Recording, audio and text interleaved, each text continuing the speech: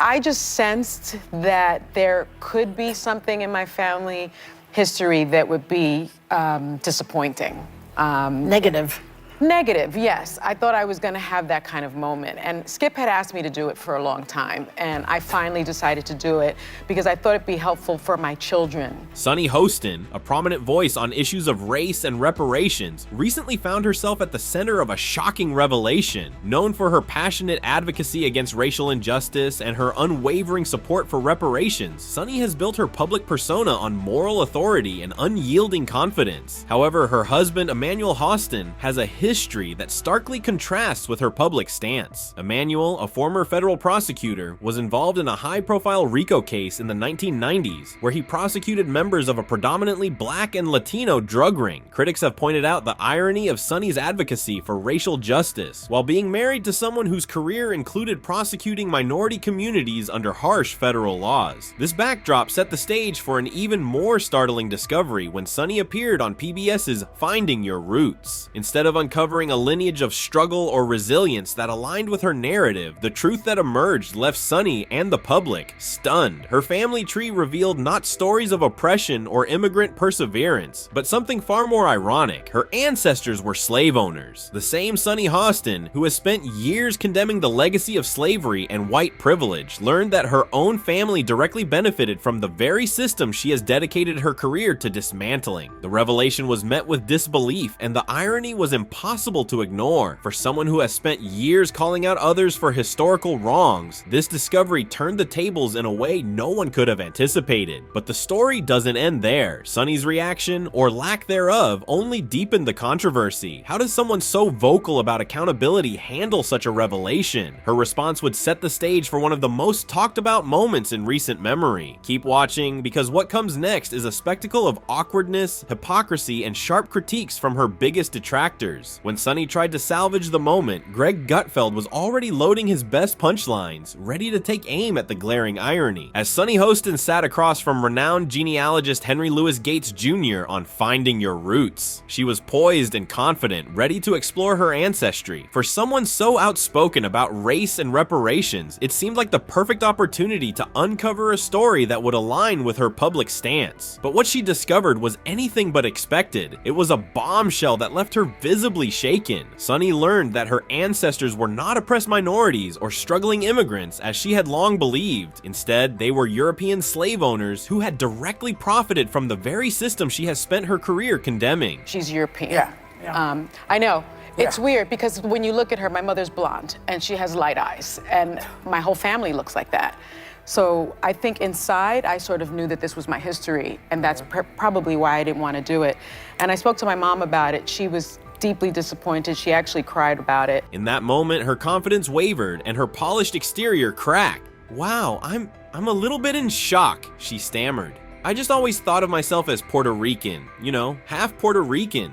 I didn't think my family was originally from Spain and slaveholders." Her voice faltered and an awkward silence filled the room, heavier than her words. Sunny attempted to recover, suggesting that this newfound knowledge might be interesting for her children to learn, but the damage was done. The internet would soon erupt with reactions, memes, and commentary about the irony of her discovery. But the awkwardness of the revelation was only the beginning. Her lack of self-awareness in her response invited even sharper criticism. She dismissed the revelation as just a fact of life, leaving critics and audiences alike stunned by her inability to address the hypocrisy. And that's where Greg Gutfeld enters, armed with humor and biting critique, ready to spotlight the glaring contradictions in Sunny's narrative. Stay tuned. Greg Gutfeld wasted no time turning Sunny Hostin's revelation into a scathing critique. On his show, Gutfeld launched into the topic with a punchline so sharp it left the audience in stitches. Sunny Hostin's ancestors were slave owners. That's like finding out a vegan secretly owns a barbecue joint. The laughter was instant, but Greg wasn't just here for jokes. His aim was clear, to expose what he saw as a glaring hypocrisy in Sunny's persona. Greg dug deep into her public image, pointing out how someone who built a career lecturing others about privilege and accountability could so easily dismiss her own family's past as just a fact of life. For Gutfeld, this wasn't just about irony, it was about the double standards that dominate public discourse. Sonny Hostin, he quipped, is quick to call out the sins of others' ancestors. But when the skeletons come tumbling out of her own closet, it's all shrugs and awkward silence. And the critique didn't stop there. Greg took aim at Sonny's habit of injecting race into every discussion, framing her opinions as both divisive and performative. He highlighted how she often accuses others of perpetuating racial injustice, but couldn't muster the same energy for reflection when her own family's history was laid bare. People marry, they share opinions, they influence each other, Greg said, referring to Sonny's claims about her husband's influence on her views. But imagine the uproar if she had to admit that her husband makes her do everything.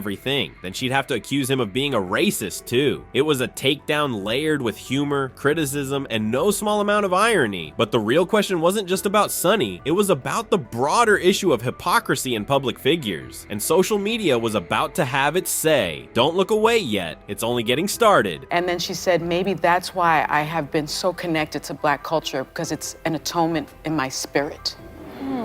And I received that. I also found out that, and there were slaves on both sides of her family, mothers and fathers, but we are 7% indigenous Puerto Rican. The internet didn't hold back once Sonny Hostin's ancestral bombshell hit the airwaves. Within hours, social media platforms lit up with reactions that ranged from hilarious memes to pointed critiques. On Twitter, one user summed up the collective shock perfectly. Sonny Hostin finding out her family were slave owners is the plot twist of the year. Instagram and TikTok weren't far behind, with captions like, reparations? Let me write that check to myself real quick, paired with photos of Sonny's stunned face. The backlash wasn't limited to jokes. While some of Sonny's fans rushed to her defense, arguing that she shouldn't be held accountable for the actions of her ancestors, others were far less forgiving. It's not about blaming her for their sins, one commenter wrote. It's about the hypocrisy of shaming others while ignoring the skeletons in your own closet. The sentiment was clear. The issue wasn't Sonny's lineage itself, but her inability or unwillingness to address the irony in light of her public stance. As the memes and criticism snowballed, the conversation extended beyond Sonny herself. The incident became a lightning rod for broader debates about accountability, historical awareness, and the pitfalls of identity politics. Sonny's attempt to shrug off her family's past as a fact of life only added fuel to the fire, leaving many to question her sincerity as a public figure. The internet wasn't just laughing, it was dissecting. And in the midst of the chaos, one voice stood out louder than the rest. Greg Gutfeld. His sharp commentary not only amplified the debate, but introduced an even deeper critique of how identity politics oversimplify complex histories. Keep watching, because Gutfeld's take was about to expand beyond Sonny and strike at the heart of the political discourse she represents. Broader issue of identity politics. With his characteristic wit, he delivered a scathing commentary on how the obsession with race and identity often overshadows context, nuance, and ultimately personal accountability. When you focus so much on race, you lose sight of the individual, Greg said, driving home his point. Eventually, it backfires, just like it did for Sonny. Greg argued that identity politics oversimplifies complex issues, reducing people to categories instead of seeing them as whole individuals. For years, Sonny has been vocal about holding others accountable for their historical ties to oppression, yet when her own family's dark past came to light, her reaction was dismissive, almost indifferent. It's not about who your ancestors were, Greg emphasized. It's about what you do today. But when you've spent years moralizing to others, that double standard becomes impossible to ignore. I have an ancestor, my third great grandfather, immediately registered to vote, even though he was illiterate. And he voted with an X, Dean Cummings with an X.